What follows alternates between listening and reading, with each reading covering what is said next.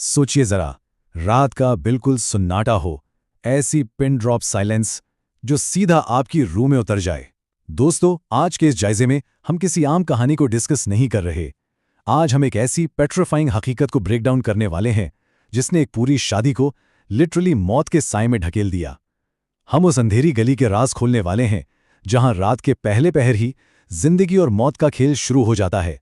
मेरा यकीन करें, ये दास्तान सुनने के बाद आप अपने आसपास के किसी भी सुनसान गली से गुजरने से पहले 2 बार जरूर सोचेंगे, मेरी छत में गड़बड़ कभी नहीं हो सकती। ओके, चलिए सीधा इसमें डाइव इन करते हैं। ये अल्फाज सुनने में आम लगते हैं ना, लेकिन उस वक्त ये किसी आम हॉकर का दावा नहीं था। ये उस भयानक भूतनी का गुस्सा था जिसे उसके शिकार ने अभी अभी चैलेंज किया था। जब रात के ठीक 12 बजे किसी सुनसान सड़क पर ऐसी अजीब सी आवाज सुनाई दे, तो भाई समझ लीजिए कि वहां गड़बड़ छत में नहीं बल्कि आपकी किस्मत में हो चुकी है। तो पहला हिस्सा, एक वीरान अंधेरी गली। यहां से हमारी ये स्केरी टाइमलाइन स्टार्ट होती है जहां दूल्हा राहुल अपनी गाड़ी में बिल्कुल अकेला फंस चुका है। अब यहां वक्त की अहमियत देखें। टाइमलाइन बड़ी क्रूशियल है। रात के 11 बजे उस अंधेरी गली में उस खौफनाक चुड़ैल की आमद का एग्जैक्ट टाइम।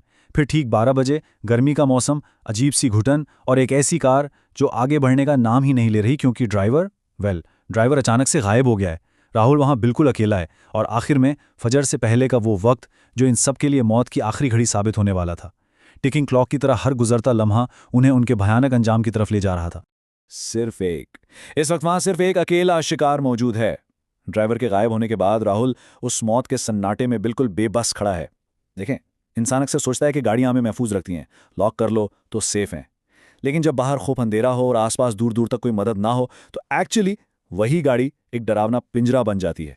और यही वो परफेक्ट वक्त था उस दरिंदे के लिए अपना जाल बिछाने का। अब आते हैं दूसरे हिस्से पर, चुड़ैल की खौफनाक छात। यहां से एनकाउंटर ऐसी टर्न लेता है जिसका अंजाम सिर्फ और सिर्फ मौत है।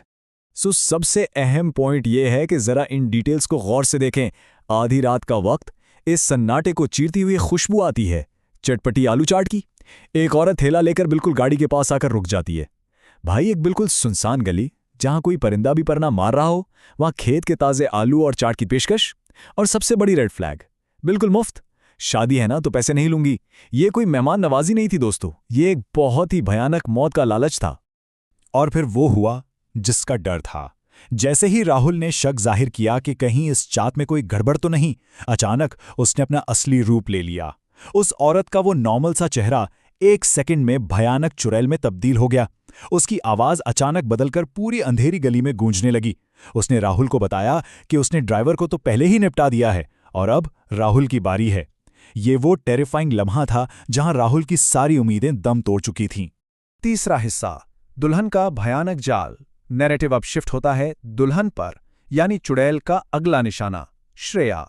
चलिए अब जरा इसको ब्रेक डाउन करते हैं कि ये जाल बिछा कैसे।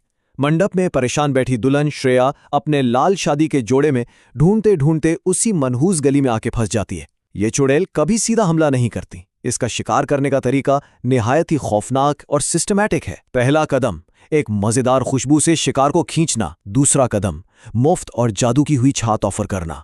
और तीसरा, उनके बेहोश होने का इंतजार करना। जैसे ही श्रेया गाड़ी के पास पहुंची, सेम थैला और सेम औरत उसके सामने खड़ी थी। जब श्रेया ने इस औरत से पूछा कि क्या उसने किसी दूल्हे को यहां देखा है, तो उस चुड़ैल ने एक इंतहाई मक्कार डरावनी मुस्कुराहट के साथ कहा, तुम्हें उनके पास जाना है तो तुम भी खा लो मेरी स्वादिष्ट चाट। ये अल्फाज सुनने में जितने सादा लग रहे हैं, दरअसल उतने ही जहरीले थे। उसने लिटरली एक परेशान दुल्हन की मजबूरी और डेस्परेशन का फायदा उठाया और जैसा कि एक्सपेक्टेड था, चाट का पहला निवाला लेते ही श्रेया जमीन पर गिरकर बेहोश हो गई। चौथा हिस्सा, मौत का डरावना कमरा। एक घुटनज़दा आखिरी मंजिल जहां से बच निकलना बिल्कुल नामुमकिन लग रहा था। जब श्रेया को होश आया तो माय गुडनेस, खुली सड़क की जगह उसने खुद को एक छोटे खूब अंधेरे कमरे में पाया।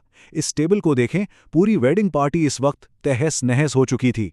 राहुल और ड्राइवर राजू रस्सियों से बुरी तरह बंधे हुए बस अपनी मौत का इंतजार कर रहे थे।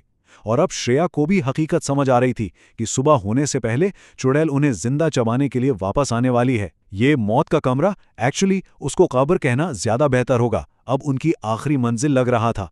और यही वो एग्जैक्ट लम्हा था जब श्रेया के जहन में बचपन की वो भूली पिसरी कहानियां ताज़ा हो गईं। वीरान गली की चुड़ैल, एक ऐसी मिथ जो मोहल्ले के बच्चे एक दूसरे को डराने के लिए सुनाया करते थे। कहते थे ना कि अंधेरी गली में एक चाट बेचने वाली चुड़ैल आती है। श्रेया ने हम सब की तरह कभी इन बातों पर यकीन नहीं किया था, लेकिन आज वो बचपन की मिथ एक भयानक हकीकत बनकर सामने खड़ी थी। ये रियलाइजेशन सच में रूह कांप देने वाली थी। 5वां और आखिरी हिस्सा, तांत्रिक और आखिरी निजात। यहां कहानी में एक अजीब और हैरान कुन मोड़ आता है। श्रेया ने हिम्मत करके किसी तरह जल्दी जल्दी राहुल और राजू की रस्सियां खोल दी। कमरे में फुल भगदड़ मच गई।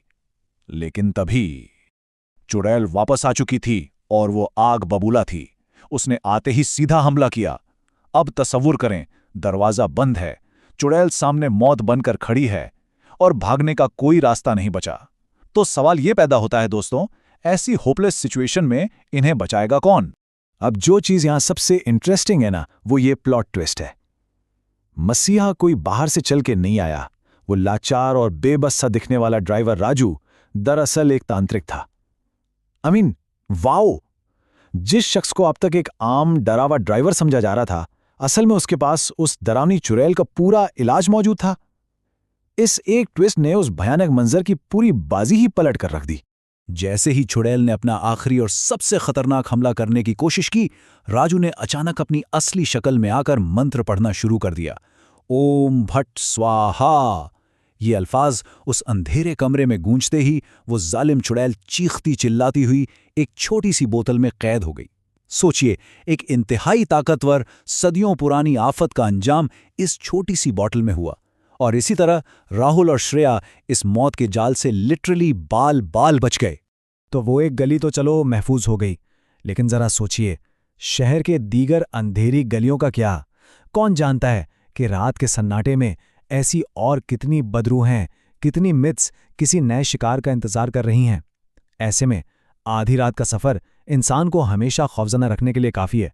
अगली बार किसी अंधेरी गली से गुजरें तो अपनी स्पीड थोड़ी तेजी रखिएगा।